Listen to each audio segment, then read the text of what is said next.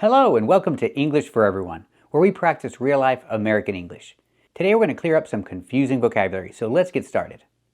Today we're looking at these three things: even if, even though, and although. They're all very similar, but they're also different. Let's take a closer look. First, let's look at even if. Even if expresses a condition. Example: he's going to walk the dog even if it rains. It might not rain. So it might rain, it's a possibility, or it might not rain. That's also a possibility. So it's a condition. We can use future. He's going to walk the dog even if it rains. Or I can express an obligation. He has to. He has to walk the dog even if it rains. Let's practice. Is he going to walk the dog even if it rains? That's right, he's going to walk the dog even if it rains. Does he have to walk the dog even if it rains?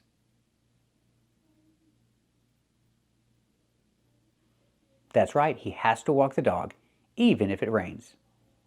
That means he has to walk the dog whether it rains or not, with either possibility. Now let's talk about even though. Pronunciation: even though. Use the TH sound, th, like in mother and father, and the long O like in know and go. Though. Even though. Even though connects two contrary ideas. Example: she's working, but she's sick. You shouldn't work when you're sick. These are two different ideas, so I can use even though. Example: she went to work. She went to work even though she's sick. Or I can say although. She went to work although she's sick. Even though is better here because the ideas are very different, and even though is stronger than although. It shows more contrast. So let's use even though for this case. She went to work even though she's sick. Let's practice. Did she go to work even though she's sick?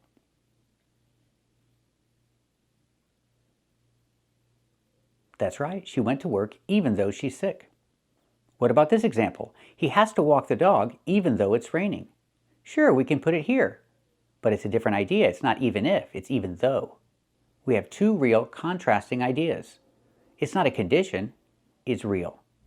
So we can use even though here. He has to walk the dog even though it's raining. He's doing it. He's walking the dog and it's raining. Let's practice. Does he have to walk the dog even though it's raining? That's right, he has to walk the dog even though it's raining. Now we saw although is the same as even though, but although is softer, it's milder, it's not as strong. Even though shows more contrast. Although is softer. Example: they enjoyed the movie although it was a little long. So we see with this example, the ideas are not so contrary. It's softer. There's not so much contrast. They enjoyed the movie, it was a little long.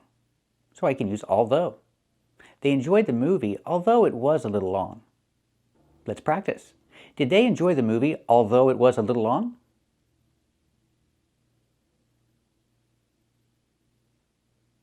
That's right, they enjoyed the movie although it was a little long. So remember these three things. They're all very similar, but they're also all different. Even if, even though, and although. Thank you for watching, and keep watching to clear up more confusing vocabulary. First, let's talk about this word, drought. We see the DR making the J sound like juice and jump, plus the R, drought.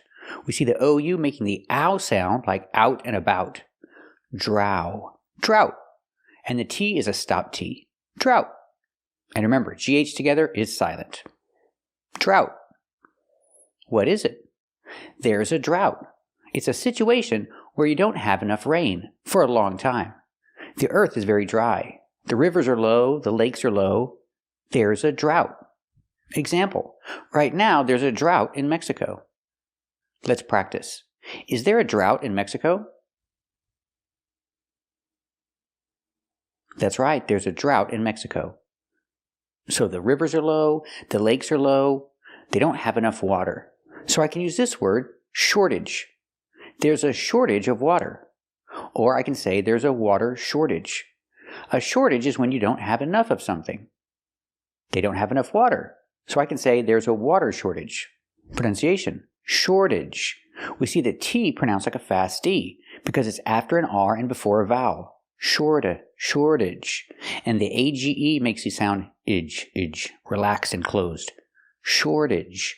It's countable, so I have to say a shortage. I can say there's a water shortage or there's a shortage of water. But it's more common to hear there's a water shortage. Let's practice. Is there a water shortage in Mexico?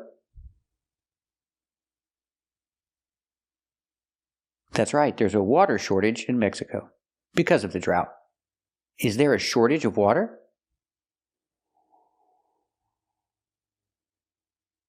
That's right, there's a shortage of water. Now let's talk about this adjective scarce. Pronunciation, use the air sound like hair and chair. Scarce. Scarce, it's an adjective. I can say water is scarce. It means you can't find it. It's hard to find because there's not enough of it. It's scarce. Water is scarce in Mexico because of the drought. There's a water shortage, so I can say water is scarce. Let's practice. Is water scarce in Mexico? That's right. Right now, water is scarce in Mexico because of the drought. There's a water shortage, so water is scarce. Now let's talk about the noun scarcity. Scarcity is the same idea as scarce, but scarcity is a noun. Pronunciation, scarcity. Use the air sound like hair and chair, scarce. Scarcity. We hear the T pronounced like a fast D because it's between vowels. Scarcity. Scarcity. I can use the article there's a scarcity of water in Mexico. Or I can say the scarcity. The scarcity of water if I talk about a specific one. So I can say they're having problems due to the scarcity of water. Due to. It means because of. I can say they're having problems because of the scarcity of water. Specific scarcity, I use the. They're having problems due to the scarcity of water. Let's practice. Are they having problems due to the scarcity of water?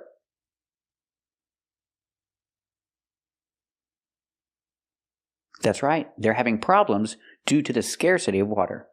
And remember, due to means because of. So I can say they're having problems because of the scarcity of water. Let's practice.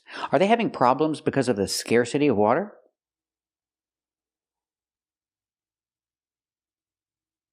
That's right, they're having problems because of the scarcity of water.